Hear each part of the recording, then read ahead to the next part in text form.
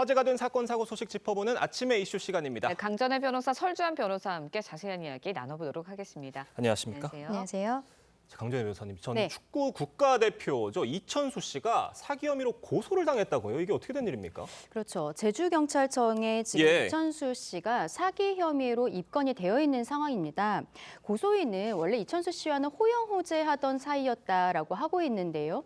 그만큼 이천수 씨의 상황을 좀 잘 알고 있었던 것으로 보입니다. 이천수 씨가 2018년 11월경에 지금 수입이 없어서 힘들다라고 하면서 생활비를 빌려달라라고 했다는 거죠. 그러면서 앞으로 유튜브를 운영하고 축구 교실을 운영을 하면서 수익이 날 것으로 생각이 된다. 2023년 말까지는 돈을 갚겠다라고 이야기를 했다는 것입니다. 이 이야기를 듣고 고소인은 배우자의 계좌에 300만 원을 입금하고 그 이후에도 2021년 4월까지 9회에 걸쳐서 총 1억 3,200만 원 정도를 입금했다고 하는데요.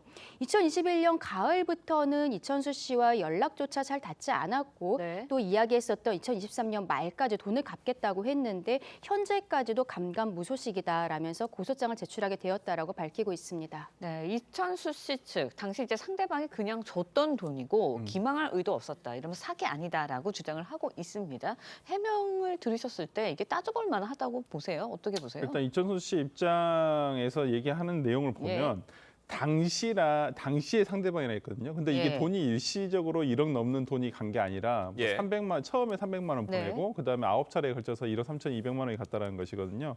그러니까 이 돈의 횟수에 따라서 당시 지급에 뭐 빌려줬던 예. 그냥 증여겠죠. 줬다라는 것은 어떤 그 상황이라든지 당시에 그런 것들을 보고 판단을 해야 될 것 같은데 본인이 지금 밝히고 있다시피 처음에는 변제 자력이 없었던 것은 맞을 것 같아요. 생활비가 없었기 때문에 돈을 빌려달라고 했던 거 맞고, 근데 그걸 그냥 줬냐 아니면 다 갚는다고 했겠냐 이런 부분 등을 보고 판단할 수 있을 것 같은데 뭐 이천수 씨와 그 지금 고소인 사이에 나눴던 뭐 문자 메시지라든지 이런 내용들을 종합적으로 봐서 수사의 결과를 예. 좀 지켜봐야 될 것 같습니다.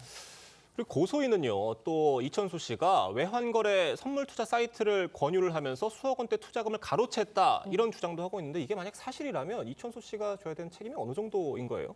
근데 이 부분은 조금 더 따져봐야 될 것 같다라고 생각을 하는 게요. 앞서 이천수 씨가 이 고소인으로부터 마지막으로 돈을 받은 것이 2021년 4월이라고 알려지고 있는데 네. 이 투자를 하면서 5억 원을 이 송금을 한 것도 예. 비슷한 시기입니다. 2021년 4월이었다는 거죠. 이 고소인 입장에서는 이천수 씨가 본인이 친한 사람이 이러한 외환 선물 거래 사이트를 운영을 하고 있는데 수익이 굉장히 많이 나더라. 이걸 만약에 돈을 한 5억 정도를 넣어주면은 매달 수익금을 지급하고 그리고 필요하다면 원금도 바로 반환을 해주겠다라고 이야기를 했다고 합니다. 그래서 이 사람은 믿고서는 5억 원을 보냈는데 처음에 한두 달 정도는 실제로 수익금을 받았다고 해요. 근데 그 이후에 수익금을 배분받지 못하자 원금을 돌려달라고 했고 네. 5억 중에서 1억 6천만 원을 돌려받았다라고 이야기를 하고 있습니다. 그런데 고소인이 이야기하는 상황들 보았을 때 이천수 씨는 본인은 투자를 권유하거나 이런 적조차도 없었다고 이야기를 하고 있고 고소인과 이 투자 사이트를 운영했던 사람 이 두 명 간에만 돈이 왔다 갔다 한 부분이거든요. 그런데 고소인은 지금 이천수 씨에게 나머지 돈에 대해서 돌려달라고 이야기하는 것은 이천수 씨가 이게 연대 채무자로서의 지위에 있는 것인가 그렇다면 어느 정도의 투자 상황에 있어서 관여가 되었는가 이런 것들은 수사를 통해서 조금 더 밝혀져야 되지 않을까 싶습니다. 네, 그런데 이제 돈을 빌려줬다는 주장이나 아니면 투자를 시켰다는 부장이나 이 부분이 다 양측의 주장이 굉장히 대립하고 있거든요. 그렇다 보니까 경찰 조사에서는 어떤 부분을 쟁점적으로 좀 들여다보게 되는 건가요? 굉장히 흔한 사건입니다. 뭐 한쪽에서는 투자를 예. 했다, 한쪽에서는 돈을 빌려줬다, 예. 아니 그냥 줬다. 예. 그러니까 대여와 투자도 다르거든요. 투자라는 것은 우리가 리스크를 안고 원금 네, 보장이 그렇죠. 안 되는 거잖아요. 근데 대여라는 것은 원금 플러스 이자거든요. 그러니까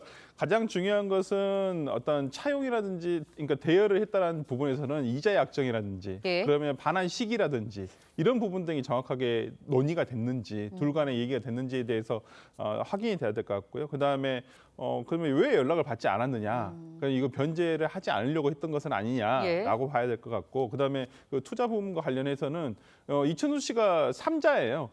네. A와 B 씨, 고소인과 그 투자를 받은 B 씨 간의 어떤 돈 거래는 있었는데 예. 당시에 어떤 이자 약정이라든지 투자 계약서라든지 그다음에 이천수 씨가 만약에 A 씨의 주장대로 예. 어떤 돈을 가로챘다라는 부분이 있다고 한다면 투자를 받은 B 씨와 이천수 씨 간에 무슨 금전 거래가 있었는지 여부 등을 확인하면 될 것 같습니다. 네, 알겠습니다. 다음 소식도 좀 짚어보도록 하겠습니다. 어제였죠. 서울 강동구의 한 재개발조합 사무실에서 흉기 난동 사건이 벌어졌습니다. 3명이 크게 다쳤는데요. 흉기를 휘두른 사람 전직 조합원장이라고 하는데 어떤 일이 있었던 거예요? 그러니까 이게 참 눈에 딱 그려지는데 예. 이 가해자가 전직 조합장이고요. 그다음에 이 피해자라고 하신 분들은 대부분 임시 조합원, 그다음에 예. 집행부를 꾸린 사람들 같아요. 그러니까 뭐 이전에 이 집행부의 한 분과 여성분과 어떤 그 강제 추행과 관련한 이슈가 있었던 것 같아요. 법적 이슈가 있었었는데 그걸 해결하기 위한 과정이었는지는 모르겠습니다만은. 네. 전 조합장이라는 것은 그 개발 조합에 예. 대한 이권을 가지고 아마 이 흉기 난동까지 간 것은 아닌가. 그리고 그 강제 추행과 관련해서도 무슨 합의를 하려고 했다라는 얘기도 있기 때문에 예. 현 집행부와 예. 그 전 조합장 간의 어떤 이권을 바탕으로 한 어떤 다툼이 아닌가라는 좀 추측이 듭니다. 네. 요거 조금 짚어주셨는데 전 조합장이 네. 현 조합 직원들을 상대로 범행을 저지른 겁니다. 왜 이런 일을 저질렀는지 경찰이 지금 조사 중이라고 해요. 그러니까 크게 보면 사건은 두 가지가 있었던 예. 것으로 보입니다. 네. 올해 7월에 말씀 주신 것처럼 전직 조합장이 이 피해자 중에 한 명을 강제 추행했다라는 혐의로 입건이 되었거든요. 네. 그런데 이 사건이 최근에 약식으로 기소가 되어 있는 상황이고 그렇기 때문에 이 전직 조합장 입장에서는 피해자와 합의를 위해 시도하고 있었다라고 알려지고 있습니다. 이 사건 하나와 또 올해 9월 같은 경우에는요. 이분이 그때까지는 조합장의 위치에 있었는데 사업을 저해하고 있다라는 내부의 문제 제기가 있었던 거예요. 조합을 청산시키려고 하고 있다 이런 이야기를 하면서 이분이 조합장에서 해임이 된 겁니다. 그러니까 본인은 자발적으로 나온 것이 아니었기 때문에 지금 이러한 두 가지 사건에 있어서 경찰 측에서는 앙심을 품고 이러한 범죄를 저지른 것이 아니냐라고 보고 있는 것으로 알려지고 있습니다. 네.